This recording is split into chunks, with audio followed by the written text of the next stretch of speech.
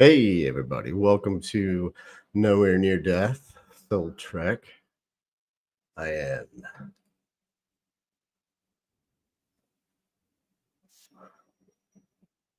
Okay, I was just making sure we're mirroring here.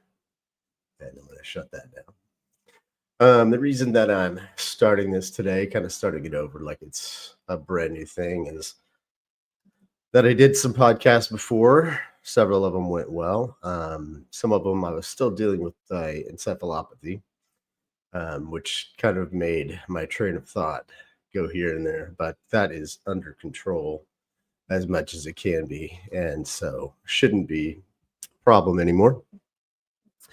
Um, One of the first things I want to address is yes, this is a Christian podcast, but it's also I'm going to talk about a lot of different things from a biblical worldview. I'm going to have guests on things like that, and I want to share what I'm going through with you. I am currently a Christian or faith-based, however you want to call it, board certified mental health coach, master mental health coach, youth mental health coach, specializing in addiction and recovery, and also life coach.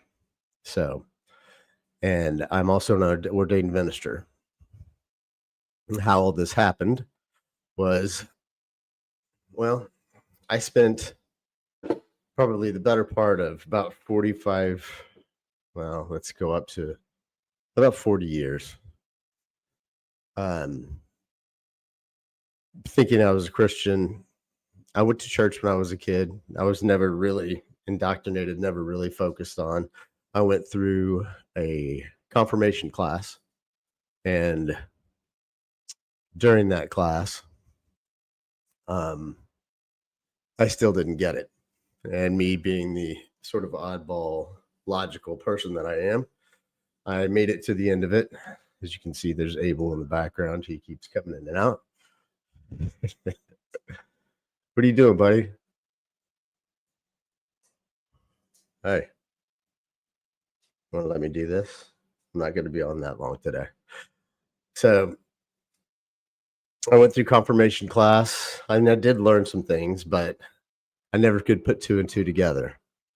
Not the way things were. I don't know if I was on the autism spectrum or what, but I was just different. It was very logical. I was from out of the gate. So I refused to walk, and they took that as some sort of an act of rebellion, which it wasn't. I just I wasn't going to do something that I felt was being condescending to the rest of the congregation. So I wasn't going to do it if I didn't wholeheartedly believe in what I was saying and what we were doing. So what ended up happening is slowly I started to get into trouble. School became very boring. I'm going to try to go through this as fast as possible. School became very boring. I had discovered alcohol. I didn't get diagnosed until the first time I was in with liver disease, but I had obsessive compulsive disorder, and they still don't have solidified medication for that. And so what I had found was that alcohol worked. And so I not only became a party drinker when I go to your friend's house or watch a game or, things like that. I drank to feel normal. So, and I started that and didn't stop until I got sick a few years ago. So about 35 years solid. But the reason I'm telling you this is that I was not raised in a church. It was not beat into me. I did not pick up a Bible and read it. I knew very little other than what pastors said on stage. And the one thing I did know, and the thing that I think we all know, is inherently God is all around us. We know somewhere deep in there, it's hidden, but we know. Even if we choose to live away from him, we still know that it's there. And I truly believe that, because even myself, living through a life of traveling around the country and drinking and girls and you know, sin and things like that, I still I knew. And at some point, I knew that it was going to come to a reckoning. And at first, I literally thought I was going to live to be maybe 30, but here I am at 50 and waiting for this trial to get over. So I go through life and just pretty much drinking the whole time, no matter what. And I made it through tech school, very difficult tech school. I was a software engineer for a long time, made very good money. And it's, I don't know, it's kind of hard to describe. The whole time I was drinking, I got called out for smelling it, but never acting like it. And I don't know how, but that's what happened. So, and I apologize. My nose is stuffy. That's why I ended up doing this today instead of last night, is because I went over and did laundry and I was around my sister's kids and they got me horribly sick. So I almost canceled today, but I figured I'd at least do something short to get this started and make sure technically, at least so far, that we're all set up. So I'm going through my life and I'm drinking every day. And when I say every day, I mean first thing in the morning. Even if first thing in the morning starts at 3 or 4 because I can't sleep. And it was the one thing that made me feel okay. After about an hour, let it sink in, start to relax and be able to get up and face the day. And most people would be like, "Oh my gosh, I've been drinking, I can't go to work." I'd be like, "Phew, finally I've been drinking, now I can go to work." So it was just the opposite, and I wasn't apologetic about it. I didn't hide it. I didn't say anything at work about it, but I mean, for my friends and family and stuff, they knew. But like I said, I didn't hide it. And that's one thing I've never been. I've never been a liar, and probably to my own detriment at the time. But and I've just always been brutally honest, and that's just the way that it's been. But there was nothing I could do about it, and I knew that. A couple of times I replaced it with exercise, and as soon as it got too cold outside and I could no longer go run, well, the alcohol came walking back in. And that's usually the way that it happens with somebody. It only takes one or two things to trigger it, and then once it's triggered, you're off and running again, and you're not planning on stopping anytime soon at all. So I moved down to. I actually initially, um, I had come up. I had moved to Texas. I got a divorce, and I had moved to Texas, and we tried to cohabitate. And prior to this, I had been living a pretty clean. I mean, I was still drinking, but not as much. That's the ironic thing is when I got really sick, I had dropped down quite a bit. But so I moved to Athens, Alabama with my father, and he got really sick. And then I got a job in Kansas City, and my boss was not someone that I got along with very well at all. So I decided to move back in with my ex-wife and try to co-parent, which went not very well. And I still wanted to drink, and I could not find regular work, so I worked at a restaurant. So, right back into that scene, and I was okay. And then I lost my father and kind of went off the deep end. Woke up one morning, walking down the street, no idea where my car was. I had stayed at some hotel room, just nonsense stuff you're not supposed to be doing when you're in your 40s. So found my car, got back, and was told I needed to leave. So I left and I came back up to Kansas City and stayed with family. And when I did that, I had every hold that was barring me from doing anything was off. I drank as much as I could afford to drink, whatever money I had. was a little bit of food and alcohol. So that's kind of where I was then. And the weather started getting better. I started running again. I started taking little breaks, started trying to pick things back up, put them back together again. And I was able to for a short period of time. But I'll tell you the first thing that happened. I was at Smithville on a run, and I had been praying just because I didn't know what else to do. I had been praying that I was going to get an opportunity or just a window just to stop long enough without feeling sick, without feeling anxious, without any of that. Just for it all to stop to allow me to catch up and be a person again. And I got on my knees on the trail and I cried and I didn't care who saw me. And I was in tears praying. And the trail is about 25 minutes away from the house. So I got back to the house and I was standing there talking to Lou, who's my stepdad. And I was talking to him in the front, and all of a sudden I started throwing up. So his answer, was for me to get sick.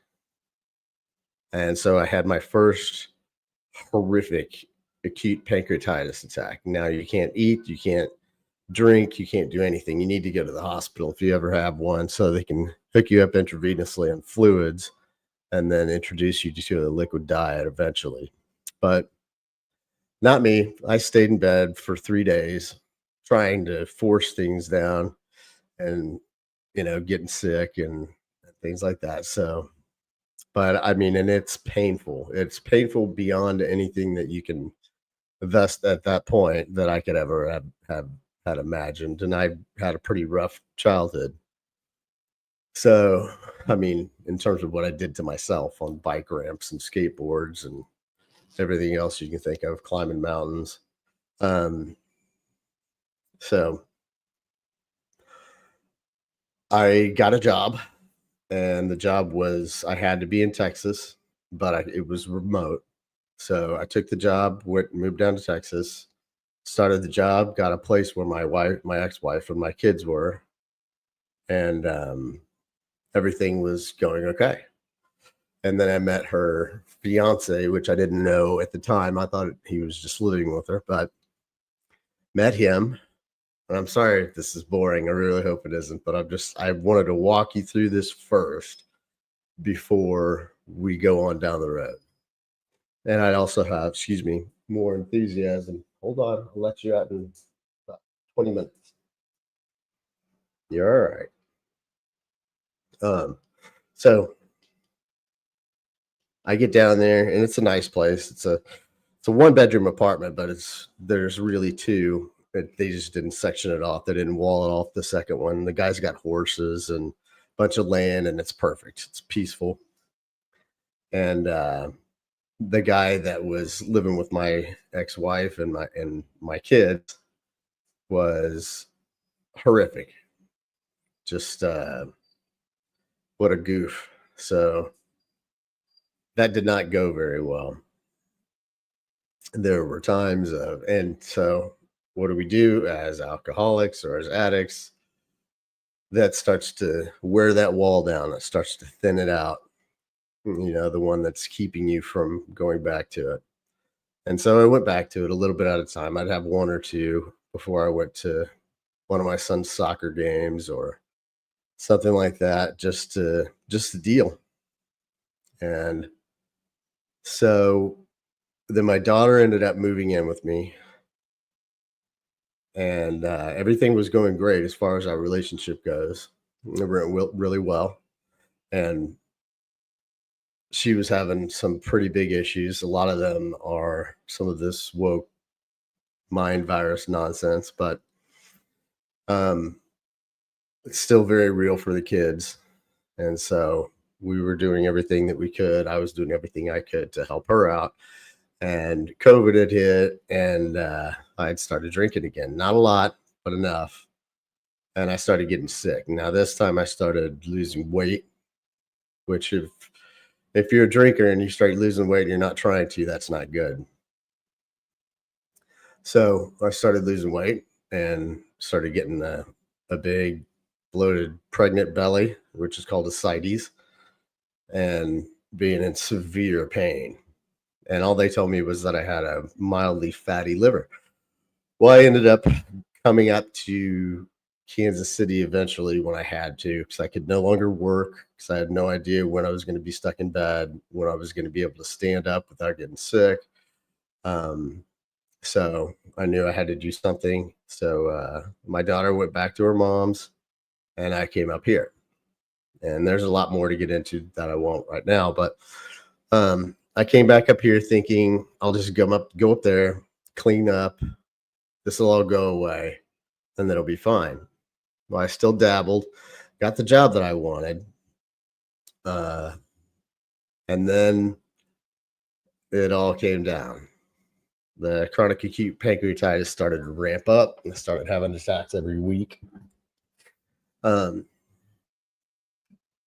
and then my liver had started to completely give out. And I ended up in the hospital, and they told me I had 30 days to, well, they said 3 months, but a very, very slim chance, like a 15% chance of making it for 3 months. And I believe that the number is 30 days to 1 year if you have end stage liver disease. So that's what I was diagnosed with. And for some reason, I knew that I was going to be okay. I didn't just think it. It wasn't denial. It wasn't, this isn't happening. I was positive that I was going to be okay.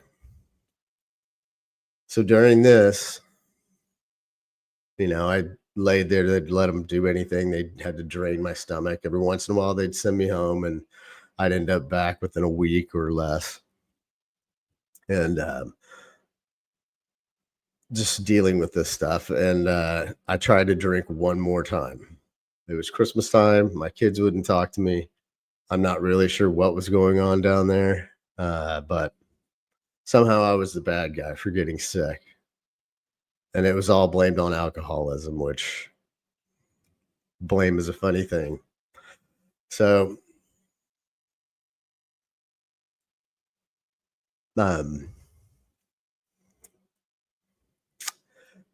I told them that I had been sick and that I was going to continue to be sick. Now, your brain gets filled up, and this is for every drinker. You need to pay very, very close attention to this. Your brain gets filled up with bilirubin. That's what turns you yellow. Your body does. And ammonia. Now, this is poison to your brain. So you lose some capacity for some things, and some things just go away. Like my concept of time was completely gone. It could be a day, and I would think it was a week. It could be a week, and I'd think it was 6 months, or it was just all over the place. So they finally got me back upright. I went through a period of time where they were shooting the big plastic needle into my stomach and draining it out 3-4 times a week, because I had stretch marks on my stomach for a little bit. They're gone now, but I had stretch marks on my stomach. And go on. This is Abel, and he very much wants to be a part of the show, I suppose. Anyway, so and it was that bad, and it would happen over a night or two. I would just be full of fluid. So this all went on for a while, and I thought that I was going to be okay. And so I called my job back, and they said, well, we've already recreated or moved the position over.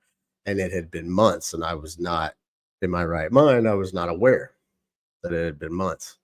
So I lost the job, and I had just looked at a house earlier that day. My daughter was wanting to move. So I just looked at a house earlier that day, and I was very bummed out. And it was very close to Christmas, and just everything had gone downhill. And this is all from drinking. So I went and got a hotel room in Blue Springs and had several beers. and felt okay that night. The next night, I had a couple more and did not feel okay. Well, this time I ended up in the hospital bleeding out. By the time I got there, I had lost an amazing amount of blood the first time, and they were afraid to operate because of the way my liver was. So they put bands over it, and they had already put bands on my esophagus. So you get varices, your veins get varices in them when you have liver disease, and they can burst. And you can bleed to death internally very easily. So that's what was happening the first time. Well, I got sent home just a couple days later. It happened again. And this time they had to do surgery. I had talked to many doctors that are still beside themselves that I'm up walking around. And I mean, they're just baffled. They have no idea why I'm still here. So they do the surgery, and I had apparently, coming from one of the doctors, I had already started to heal myself. I had already started to divert the blood away from where it was bleeding out. I mean, I was in ICU. Had the intubated and for a couple days, and it wasn't looking good. And I come to find out afterwards, I was a VTAG with almost no blood in my body, which I died and came back. And when I died,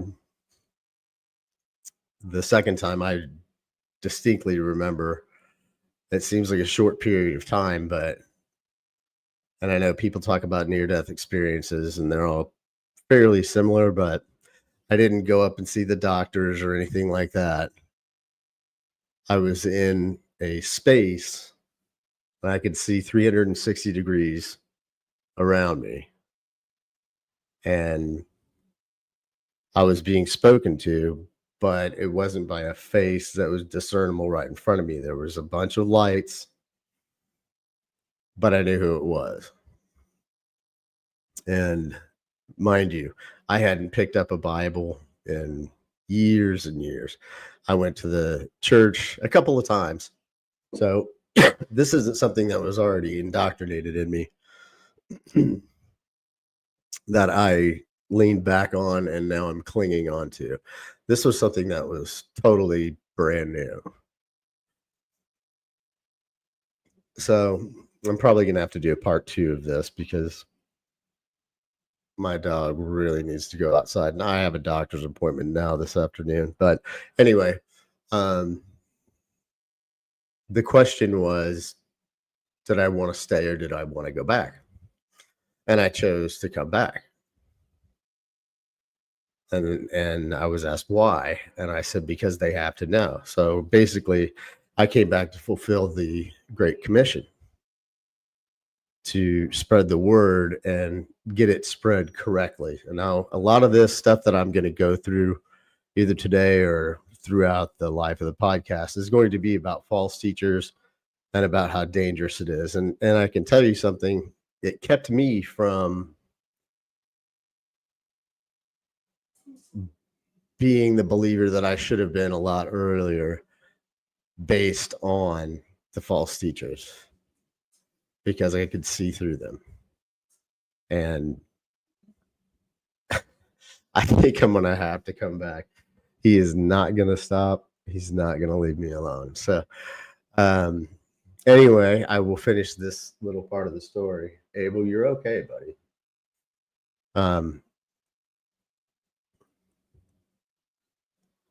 So 2 days I was out, intubated and everything else. They got the bleeding to stop somehow. I went through that and I really didn't know what to say. My whole world changed. I started to change. I can tell you overall, it has taken the addiction away. It's taken the obsessive compulsive disorder away. I know the alcohol is not even an issue. I have about a week until it's been 2 years. And now I've been diagnosed with pancreatic cancer. So I've had end-stage liver disease and I've had encephalopathy episodes that should have taken my life very easily. This last one, let me see here.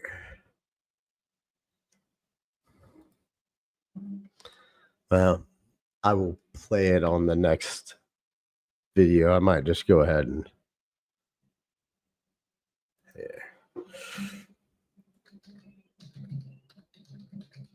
this last one, I should not have woken up from it. The normal numbers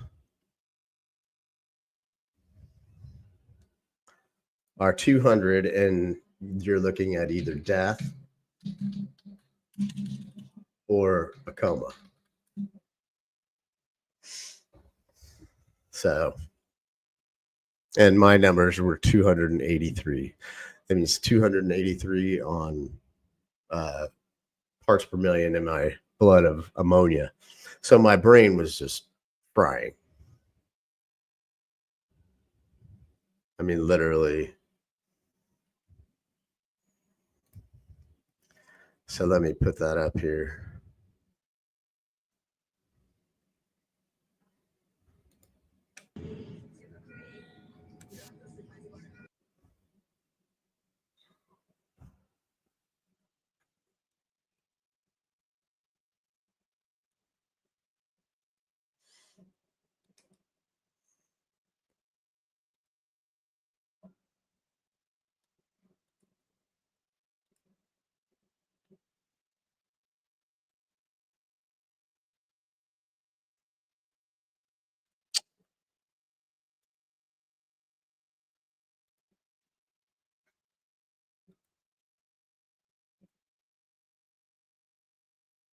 Okay, sorry about this.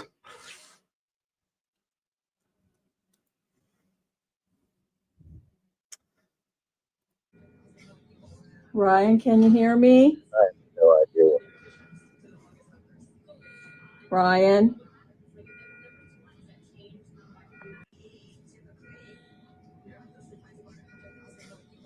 Ryan, can you hear me? Ryan?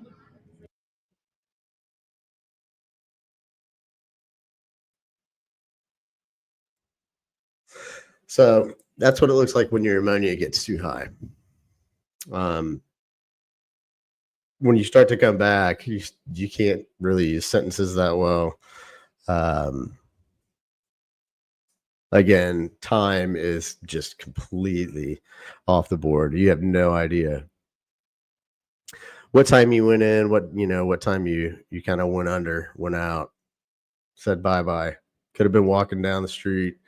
And in fact, that happened when I was on the camping trip, but I'm going to get more into that on this next one. I'm just going to do 30 minutes on this one and start to get used to putting up maybe 3 to 5 videos a week. So yeah, it's pretty crazy stuff. When they brought me back, I started reading the Bible, and I want to stress this, that he came and got me. The Father came and got me. When I started reading the Bible, and it's only by his grace and his glory that I'm able to do this right now. And if I make it through this pancreatic cancer, I don't know what you can possibly say about this, because it just doesn't happen. It just doesn't happen. I've had several people talk to me about, my sister's in the hospital or my husband's in the hospital and they've got end stage liver disease. And I try to, I'm ready to talk to them as soon as they're ready to talk. Well, and they pass away before I ever get a chance to speak with them, because it is that serious. And it's no joke, but I recompensated enough to where the last time I had an encephalopathy issue where the ammonia got built up too high. I know, I'm coming, buddy.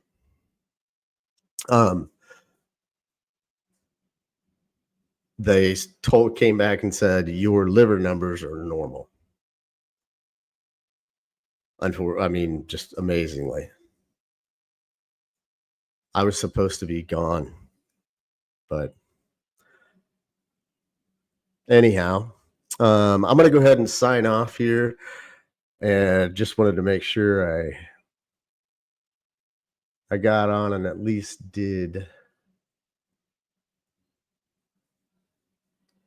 got this started for you. It's gonna be a little bit more exciting. I'm not gonna be on cold medicine and but I wanted to get the story first, and this will all be on my website too, so you'll be able to go through and I can go, now, what's this guy doing this for? And I'm also going to start public speaking. I just talked to the church earlier today, so trying to get a date for that to start. And but reading the Bible became something like, it didn't seem like I was reading a book. It seemed like I was looking at memories, and so much has happened that there is no doubt in my mind. I wasn't an atheist. I wasn't really an agnostic, but I just definitely wasn't a Christian. And nobody was there feeding me full of this stuff.